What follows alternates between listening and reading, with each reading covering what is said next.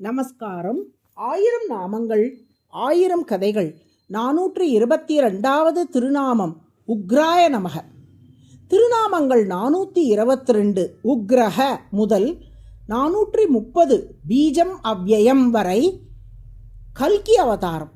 பரீட்சித் மகாராஜாவுக்கு வியாசரின் மகனான சுகபிரம்மம் ஸ்ரீமத் பாகவதம் என்ற மிக உயர்ந்த புராணத்தை உபதேசம் செய்தார். அதில் பகவானின் வெவ்வேறு அவதாரங்களின் வரலாறுகளையும் இறையடியார்களின் வரலாறுகளையும் விவரித்த சுகபிரம்மம் குறிப்பாக கிருஷ்ணாவதாரத்தையும் கண்ணனின் லீலைகள் பற்றியும் விரிவாக உபதேசம் செய்தார். அவற்றையெல்லாம் கேட்ட பரீட்சித், கண்ணன் தனது அவதாரத்தை நிறைவு செய்து கொண்டு வைகுண்டம் சென்ற பின் பூமியிலே என்ன நடக்கும் என்று சுகபிரம்மத்திடம் வினவினான். அதற்கான விடையை ஸ்ரீமத் பாகவத புராணத்தின் நிறைவு பகுதியில் சுகபிரம்மம் வழங்குகிறார். கண்ணன் அவதாரத்தை நிறைவு செய்து வைகுண்டம் சென்றவாறே பூமியில் கலியுகம் தொடங்கிவிடும். கலியுகத்தில் வரும் மன்னர்கள் அதர்மத்திலும் பொய்மையிலும் பற்று கொண்டவர்களாகவும் கருமிகளாகவும் கொடும் கோபம் மிக்கவர்களாகவும் பெண்கள் குழந்தைகளை துன்புறுத்துவர்களாகவும் பிறர் மனைவி பிறர் பொருளை விரும்புவர்களாகவும் அற்ப ஆயுள் கொண்டவர்களாகவும் இருப்பார்கள்.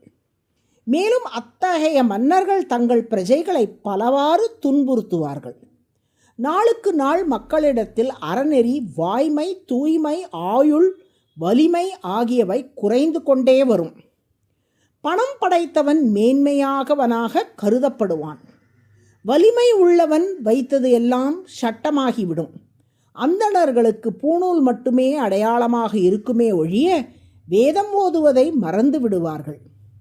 கையூட்டு கொடுக்காவிட்டால் நியாயம் பெற முடியாது.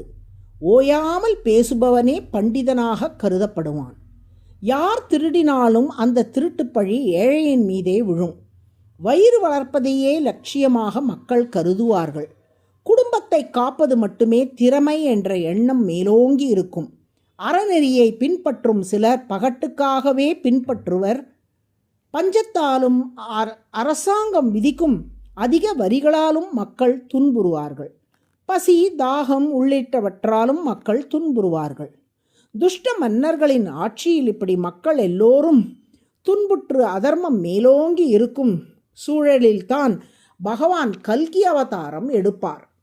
கலியுகம் தொடங்கிய காலம் கிமு 3102 என்று பெரியோர்கள் காட்டியுள்ளார்கள். கலியுகத்தின் மொத்த அளவு 4,32,200 ஆண்டுகள் ஆகும். கலியுகம் முடிவடையும் தருவாயில் கல்கி அவதாரம் பகவானால் எடுக்கப்படும். சம்பள கிராம முக்கியஸ்ய பிராமணஸ்ய மகாத்மனஹ பவனே விஷ்ணுயசஸஹ கல்கிஹி பிராதுர்பவிஷ்யதி. சம்பளம் என்ற கிராமத்தில் மிக சிறந்த மகாத்மாவான விஷ்ணு யசஸ் என்பவருக்கு மகனாக கல்கி அவதாரத்தை பகவான் எடுக்க உள்ளார். தேவர்கள் அந்த கல்கி பகவானுக்கு சிறந்த ஒரு குதிரையை காணிக்கையாக அளிப்பார்கள். அக்குதிரை மேல் ஏறிக்கொண்டு வேகமாக பூமி எங்கும் சஞ்சாரம் செய்து அரசர்கள் வேஷத்தில் இருக்கும் துஷ்டர்களையெல்லாம் கத்தியால் அழிப்பார் கல்கி பகவான். கல்கி பகவானின் திருமேனி நறுமணத்தை நுகரும் மக்கள் அனைவரின் மனங்களும் உள்ள அழுக்குகள் யாவும் நீங்கி அவர்கள் தூய்மை அடைவார்கள். அந்த கல்கி பகவான் அவதரித்த நேரத்தில் கலியுகம் முடிவடைந்து கிருத்த யுகம் தொடங்கும். சத்தியயுகம் என்று அழைக்கப்படும் அந்த கிருத்த யுகத்தில் மக்கள் அனைவரும் சத்வகுணம் நிறைந்த தர்மாத்மாக்களாக திகழ்வார்கள். இவ்வாறு கிருஷ்ணாவதாரத்துக்கு பின் கலியுகத்தில் நடைபெறவுள்ள சம்பவங்களை பரீட்சித்துக்கு சுகபிரம்மம் உணர்த்தினார். கலியுகத்தில் அதர்மம் மேலோங்கி இருக்கும் வேளையில் கோபத்துடன் குதிரையில் வந்து துஷ்ட சக்திகளை அழிப்பதால் கல்கி பகவான் உக்ரஹ என்று அழைக்கப்படுகிறார். உக்ரஹ என்றால் உக்கிரமானவர் என்று பொருள். அறத்தை அழிக்க நினைக்கும் தீய சக்திகளுக்கு உக்கிரமானவராக திகழ்வதால் கல்கி பகவான் உக்ரஹ என்று அழைக்கப்படுகிறார். அதுவே சகஸ்ரநாமத்தின் 422வது திருநாமம். உக்ராய நமக என தினமும் சொல்லி வரும் அன்பர்களின் மனங்களில் தீய எண்ணங்கள் தோன்றாதபடி திருமால் காத்தருளுவார். நாராயண நாராயண.